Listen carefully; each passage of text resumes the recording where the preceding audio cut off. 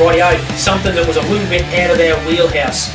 Powder actuated concrete nailer. Yeah. With a very big, sexy magazine on it. Yep, so, this is the Ramset FrameBoss XP. XP. It's the big What's the X for? Oh, it's extra powerful. Let's go with extra powerful. The fact that we do not use these regularly, I thought, let's bugger off to a building site multiple times. So I went and worked with my brother-in-law Jace and dropped down some bottom plates. This thing is super cool. As you would have already seen some of the footage, much quieter than I thought. Okay. Don't know the exact decibels off the top of my head, but wow, really quiet. And the magazine to run collated versus sticking a pin in, I think that's magnificent. Comes at a cost, but I think that is magnificent. Do the nails cost more, or just that you've got to buy the Actuated? Nails cost more. Okay. Yep. Well, it's all time, isn't it?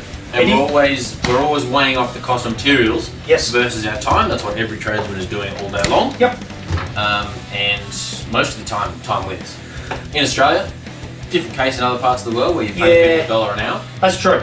Now, I'm not built to the point where I can hand nail these in regularly, frame after frame after frame. So I would definitely be looking at a single shot unit at minimum. That would be me. Absolutely. And they've been around quite a long time. With the magazine and collated, I reckon it triples your speed. Oh, way faster. Really, really cool. Now, 30 cents a nail. Let's talk collated. 30 cents a nail plus 17 cents roughly for your shots versus about 15 cents, I think, for a hand nail. Yeah. So you're talking 47 cents versus about 15 cents. But the speed punching these in, you haven't got a knackered back and you're not munching your knees out. Yeah, I mean, I don't think a lot of people are going to need convincing on this. Certainly some are. But you don't find many framers around hammering in all their timber nails these days by hand all day long. No. They're using a framing gun. You do still see a little bit of it, but sometimes it's convenient. But most of the time, people have got a Pazload or something. 100%. You know. What I did miss right at the start, is that this unit will do 25 through to 100 mil nails. 100 mil? Yeah, I pinged some hundreds in. It's outrageous. You're using the red ones for that. Well, yes. Me being me, I pretty much solely use red. Because if it's got all the go, I'm using all the go. What's that mean? Red's strong. So you'll see a quick pick we put up. We've got weak, mediums and strong. Okay. Colour code, that's exactly what it means. The really cool thing with the FrameBoss as well, you've got variable, I was going to say variable speed, it's not variable speed. You've got a variable power here. Now the idea is really quickly you start off with a green shot and you have it on low to work out where you're going to put it on this particular slab. We tried that into steel, so a stud into steel multiple times. Yep. And you know what I'm talking about when I say variable speed or depth settings on lots of different guns often don't work. Yeah. This one works brilliantly. I'm not, no word of a lie. Oh, so it really does give you a different depth of drive substantially 100% when you change that dial. 100%. That's not a given with nail guns at all usually. No.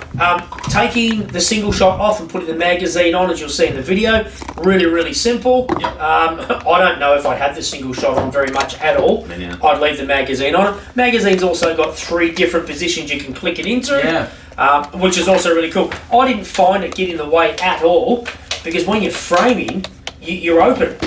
I'm sure in certain situations, if you're nailing overhead on a Reno type setup, concrete roof, or if you're in where there's steel pipes, that sort of stuff, you might need to go single or move the magazine around. But I didn't find it being an open frame.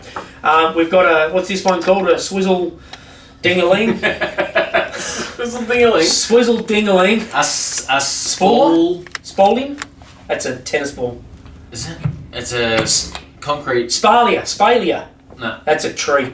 Anyway, there's a safety unit here, which all you do is if you're worried about tiny fragments in the concrete pinging up, you pop that on your single shot, and she's on, and that's your actual safety shroud. Always use safety glasses. We don't often talk about that, but honestly, something like this, I'm buzzing the safety shield on the single shot where you can, just in case. Concrete coming at you is not fun. So, anyway, that's your sort of boxes there. That's your collateds there. Please hit us up for any more information. I reckon this thing's absolutely sweet. I've genuinely enjoyed using it. What I will say is the kickback everyone's going to want to know about. my wrists are fairly soft, but I've also got a massive plate in my left wrist. I'm fairly heavy left-handed. I've got a titanium plate. It hurt my wrist a little bit after a frame, but I've got a stuffed wrist. For me, that's actually telling. Okay. Because I've already 3 parts cooked in my left wrist.